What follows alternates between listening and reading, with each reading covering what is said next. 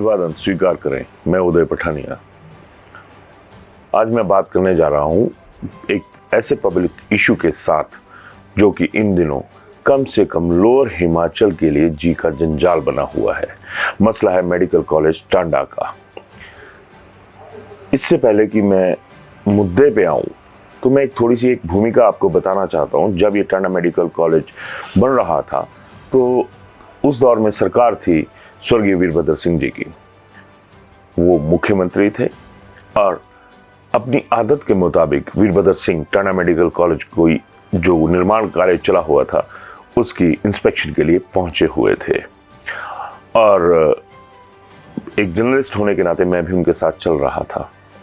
तो आपने देखा होगा कि टांडा मेडिकल कॉलेज के जो गलियारे हैं या जहाँ से स्ट्रेचर को लिया जाता है या जो पौड़ियाँ हैं उनसे उतरना होता है, सीढ़ियों से नीचे उतरना होता है या चढ़ना होता है, तो उसके साथ एक बार सी लगी हुई है।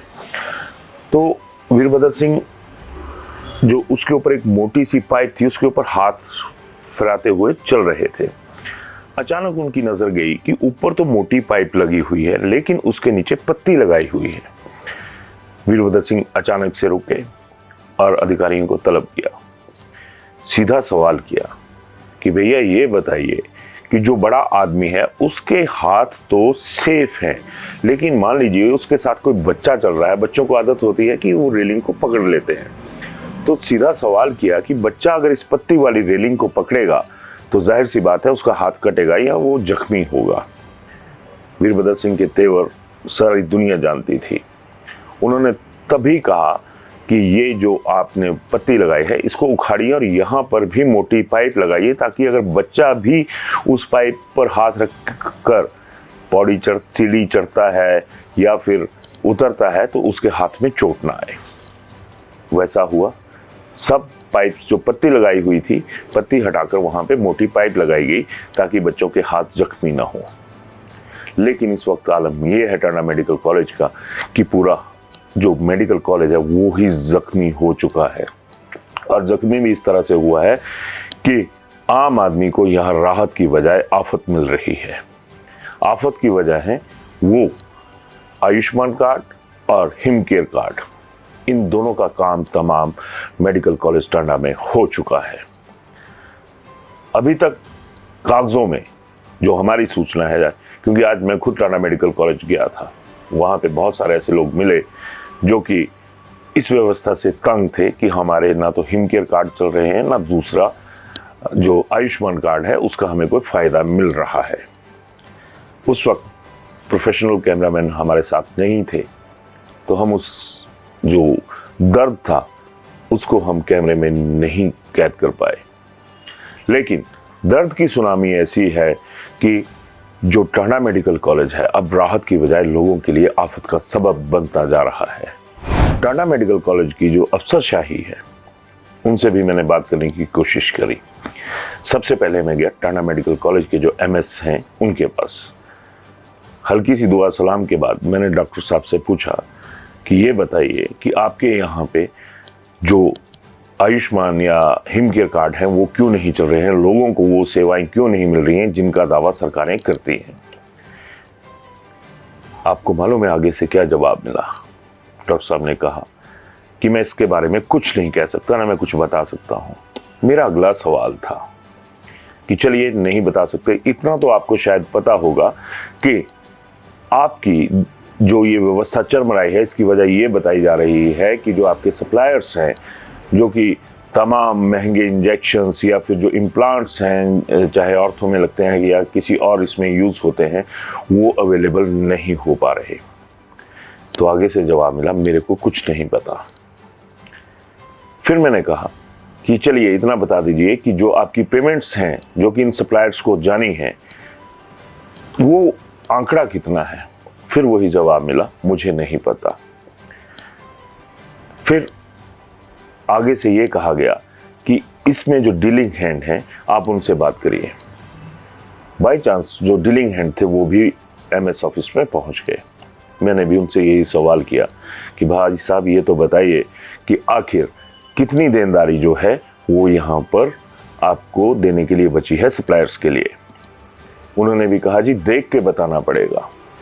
अब ऐसे में सवाल उठता है कि जब आप लोगों के पास इतनी सी भी जानकारी नहीं है कि सप्लायर्स को कितना पैसा जाना है, क्या करना है, तो आप काहे की व्यवस्था आप लोग देख रहे हैं। मसला उलझना था, मसला उलझा भी। ऑन द रिकॉर्ड कोई कुछ कहने के लिए तैयार नहीं था। ऑन कैमरा तो कह नहीं सकते थे क्योंकि उस वक्त हमारे पास कैमरा नहीं था। खैर, बात आगे बढ़ी। मेरा अगला सवाल था कि अगर आप कुछ नहीं बता सकते तो इसके ऊपर आप थोड़ी सी कोई अपनी स्पष्टीकरण देना चाहेंगे। जवाब मिला, नहीं, हम कुछ नहीं बोलेंगे। चाहे वो अधिकारी थे या कर्मचारी थे, साफ तौर पर इनकार कर दिया गया। आगे बढ़ा, ऑफ द रिकॉर्ड कोशिश करी कि कितना सा जो फंड है जो कि अभी सप्लायर्स को जाना है, जो उनकी पेमेंट्स है वो कितनी होंगी। ऑफ द रिकॉर्ड ही जवाब आया कि करीबन 15 करोड़ रुपए जो हैं वो पेंडिंग पड़े हुए हैं और उनकी पेमेंट नहीं हुई है। थोड़ा सा और खंगाला तो जाहिर सी बात है, जो सरकार में सप्लायर्स दे रहे हैं कुछ हैं, वो भी कहीं ना कहीं अपनी खाल बचाने के लिए तत्पर नजर आए। मरीजों की खाल उतरती है तो उतरती रहे, लेकिन न सरकार की खाल पे कोई असर आए, न सप्लायर्स की खाल पे कोई असर आए। इसके लिए जो तमाम बंदोबस्त थे वो टांडा मेडिकल कॉलेज में पुख्ता तरीके से हुए नजर आए। ऐसे में ये सवाल उठता है कि आखिर इस व्यवस्था का जो भट्ठा बैठा है उसके लिए जिम्मेवार कौन है। ये सवाल इसलिए जरूरी है कि ये भी सूचना हमें मिली कि जो आसपास के निजी स्वास्थ्य संस्थान हैं उनको हर तीसरे महीने जो पेमेंट है जो इन डिफरेंट कार्ड्स के जरिए होती है वो लगातार जारी है। लेकिन सवाल ये है कि जो मेडिकल कॉलेज टांडा एटलीस्ट मौजूदा दौर में हमीरपुर, ऊना, आपका कांगड़ा, चंबा, इन जिलों को फीड कर रहा है, जहां से फुटफॉल बहुत ज़्यादा है, मरीज बहुत ज़्यादा आते हैं, उनको टांडा मेडिकल कॉलेज के जरिए क्या मिल रहा है। मेरा सीधा मानना है कि वहां पर लोगों को जलालत के सिवाय कुछ नहीं मिल रहा है, क्योंकि हाल ही में कुछ ऐसे किस्सों का मैं खुद गवा रहा हूं जब मरीज को दवाई चाहिए थी, इंजेक्शन चाहिए था या कोई इम्प्लांट करने के लिए कोई चीज़ चाहिए थी, वो अवेलेबल नहीं थी। अगर हुई भी तो मैं ये स्वीकार करने में कोई गुरेज नहीं करूंगा कि वो जुगाड़ तंत्र था, एक व्यवस्था तंत्र कहीं नहीं था कि जिसके तहत किसी को कुछ आराम से मिल जाए, जिसके हक और जिसकी वारंटीज गारंटीज सरकारें देती हैं कि हम ये करेंगे, लेकिन वो टांडा मेडिकल कॉलेज में खासकर पिछले कुछ महीनों से होता हुआ बिल्कुल भी नजर नहीं आ रहा है।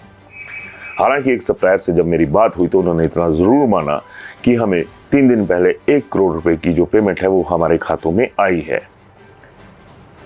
फिर इससे बड़ा सवाल ये है कि जब आप निजी संस्थानों को पेमेंट्स जा रही हैं तो फिर सरकारी संस्थान के लिए जो मेडिकल कॉलेज है उसके लिए आपके पास जो खजाना है वो खाली क्यों हो जाता है, आप ठन ठन गोपाल क्यों हो जाते हैं? क्या इसलिए कि यहाँ पे आम गरीब आदमी अपने इलाज के लिए पहुंचता है? क्या उस आदमी का कोई हक नहीं बनता कि उसको भी वो सुविधाएं मिल सकें जिनका वो हकदार है, जिन्हें देने की गारंटी खुद सरकारें देती हैं? और क्या वजह है कि जो निजी स्वास्थ्य संस्थान है, अस्पताल हैं, उनके लिए जो एक रूटीन में पेमेंट है वो जारी हो रही है? आम आदमी का कौन ऐसा खास तंत्र है टांडा मेडिकल कॉलेज के भीतर जिससे वो आम आदमी भी खुद को खास महसूस कर सके?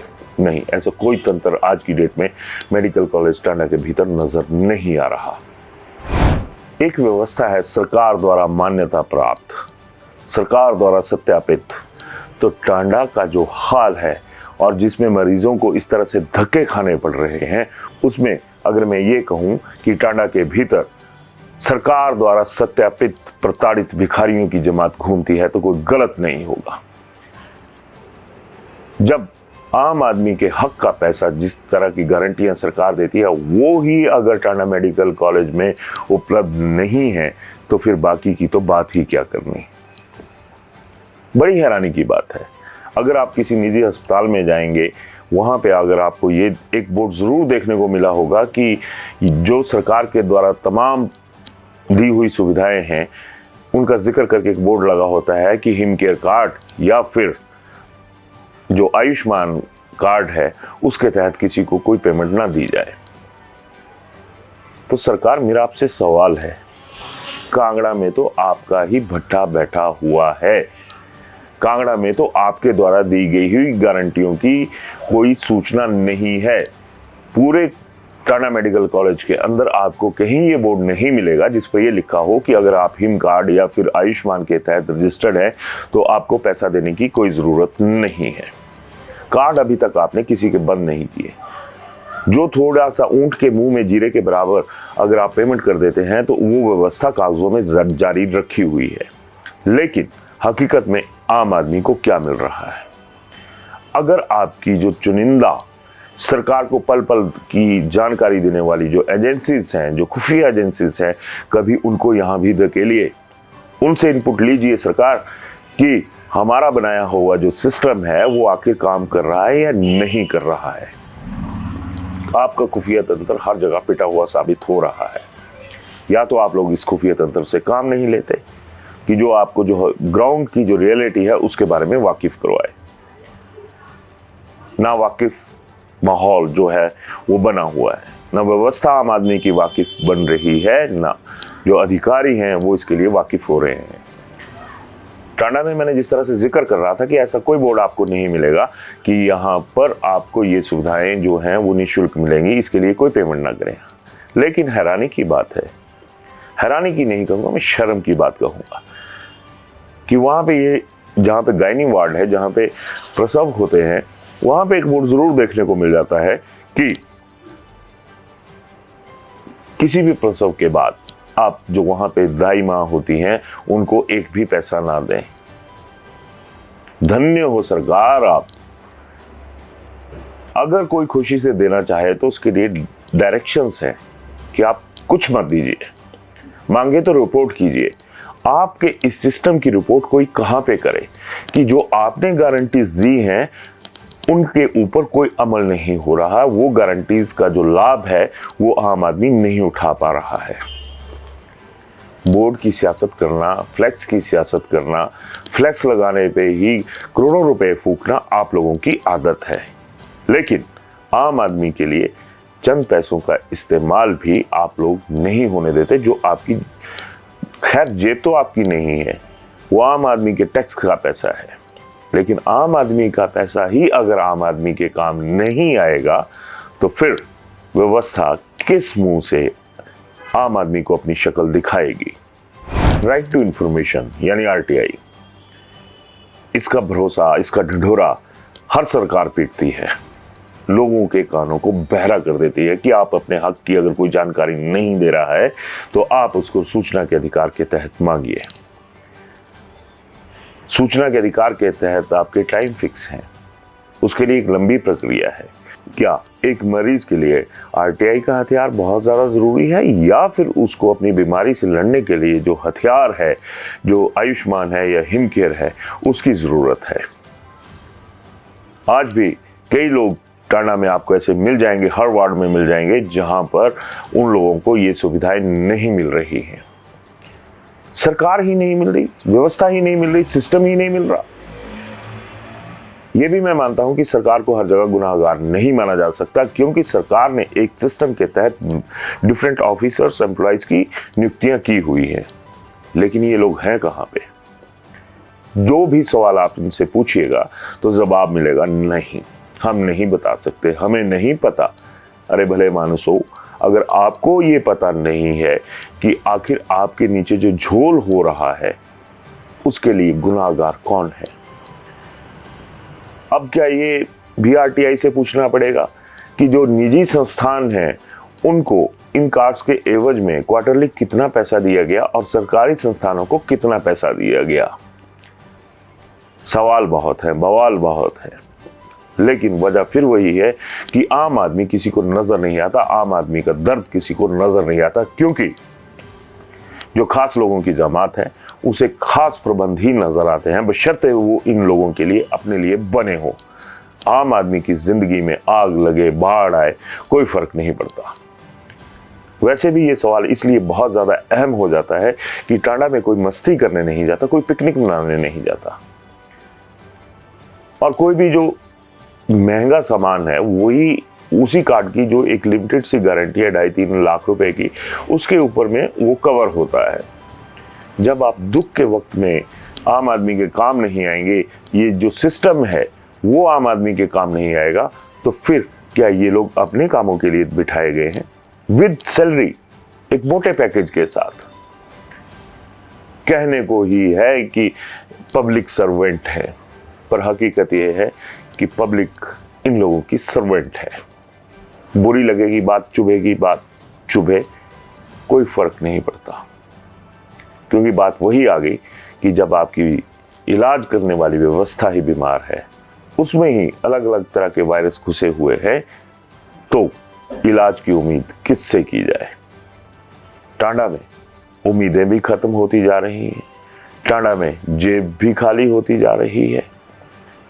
घूम रही हैं तो सिर्फ अफसरों की कुर्सियां, आम आदमी का सिर्फ दिमाग घूम रहा है।